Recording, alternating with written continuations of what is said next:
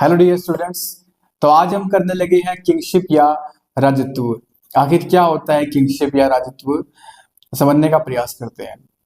तो kingship is basically एक ऐसी शासन प्रणाली है, एक ऐसा पॉलिटिकल सिस्टम है जहां पर पावर्स एक इंडिविजुअल यानी मोनार्क या सुल्तान या बादशाह के पास होती है, और वे जो पावर है वे डिराइव करता है वंशानुगत तरीके से, यानी हेरिडिटरी सक्सेशन इसको इंग्लिश में कहा जाता है।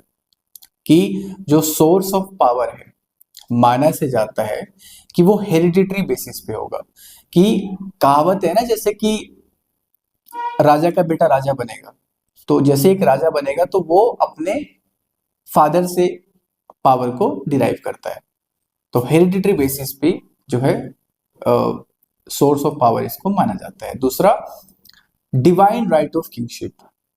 कहावत ये है कि इनको खुदा या ईश्वर या परमात्मा इनको अधिकार प्रदान करता है, या अगर इस्लाम के तौर तरीके से कहा जाए कि इनको ऊपर से अल्लाह ने ऐसी हिदायत दी है कि आप जो है मेरे रिप्रेजेंटेटिव बन के जिल्ले इलाही के तौर पे, यानी शेड ऑफ गॉड बन के आप जो है मेरे सब्जेक्ट्स को रूल करेंगे, मेरे रिप्रेजेंटेटिव बन के।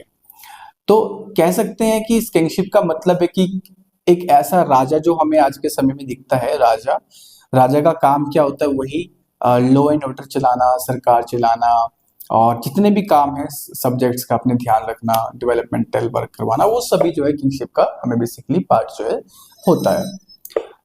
तो अब इससे आगे बढ़े बेटा, कि छोटी सी बात है, जैसे हर एक व्यक्ति का नेचर अलग होता है, उसी प्रकार से जो दिल्ली सल्तनत के समय में जो 5 डायनेस्टी हमें देखने को मिलती है, उसके बाद जो है मुगल टाइम पीरियड में भी हर व्यक्ति का, हर बादशाह का या सुल्तान का नेचर अलग था, हर किसी का शासन चलाने का तरीका अलग था। तो इसी को हम एवोल्यूशन के अंदर भी जो है पढ़ते हैं। शुरुआत करते हैं दिल्ली सल्तनत के जो पहली डायनेस्टी थी, दैट वाज गुलाम वंश या स्लेव डायनेस्टी। इसका टाइम पीरियड 1206 से लेकर साल 1290 तक। उसके प्रमुख राजा, जैसे शुरुआत तो कुतुबुद्दीन ऐबक से हुई ही, लेकिन उसके बाद जो उसके प्रमुख राजा है जैसे इल्तुतमिश, या फिर बाद में जो हमें बड़ा ध्यान रख के पढ़ना है, दैट इज गियासुद्दीन बलबन। गियासुद्दीन बलबन ने जिस तरीके से शासन चलाया, ये बड़ा ही स्वाभाविक है कि वो एक ऐसे व्यक्ति था, वो एक ऐसा व्यक्ति था जो सेंट्रलाइजेशन ऑफ पावर के विषय में ज्यादा विश्वास रखता था, कि उसको सारी पावर अपने हाथ में चाहिए थी। आप देख सकते हैं कि वो पॉलिसीज भी किस प्रकार की लेके आया, सजदा एंड पे बोस, कि आप आएंगे तो सजदा करेंगे, फिर मेरे सामने जो है मेरे कदमों को चूमेंगे, ठीक है, आप दरबार में हंसेंगे नहीं।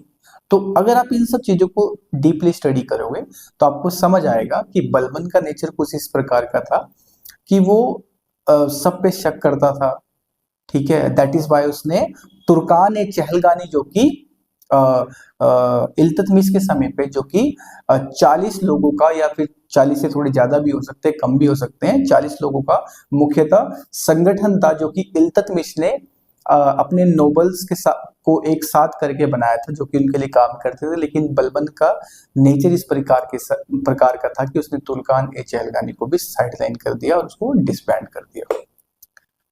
फिर वहां से हम आगे बढ़ते हैं, अलाउद्दीन खिलजी जब हमें देखने को मिलते हैं खिलजी वंश के समय पे, तो उनका जो है शासन चलाने का तरीका अलग था।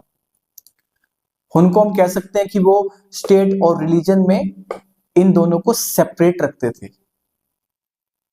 इन दोनों को, अलाउद्दीन खिलजी स्टेट और रिलीजन को सेपरेट रख के चला करते थे।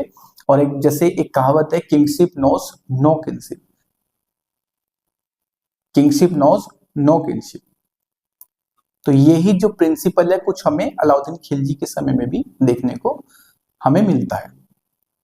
फिर हम बात करेंगे आगे, जब इवोल्यूशन होता है, जब समय के साथ घड़ी आगे बढ़ती है और Syed dynasty and mainly Lodhi वंश के पहलो लोधी आते हैं, तब हम देखते हैं कि जो सेंट्रलाइजेशन ऑफ पावर हमें पहले देखने को मिल रही थी, वो अब उस प्रकार की नहीं रही। हम देखते हैं कि बहलोल लोधी अपने नेताओं के साथ, अपने प्रमुख नेताओं के साथ जमीन पे बैठ जाया करता था और फिर वहां जो है वो बैठ करके बातें किया करते थे। और अक्सर एक कहावत उनके साथ जोड़ी जाती है, एक लाइन जिसको हम बोलते हैं, that is he was considered as the first among the equals. यानी इक्वल्स में और तब के सुल्तान में कोई ज्यादा डिफरेंसेस देखने को नहीं मिलते थे। तो लोधीज की जो है किंगशिप हमें मेनली बहलोल लोधी के समय पे हमें अलग प्रकार से देखने को मिलती है।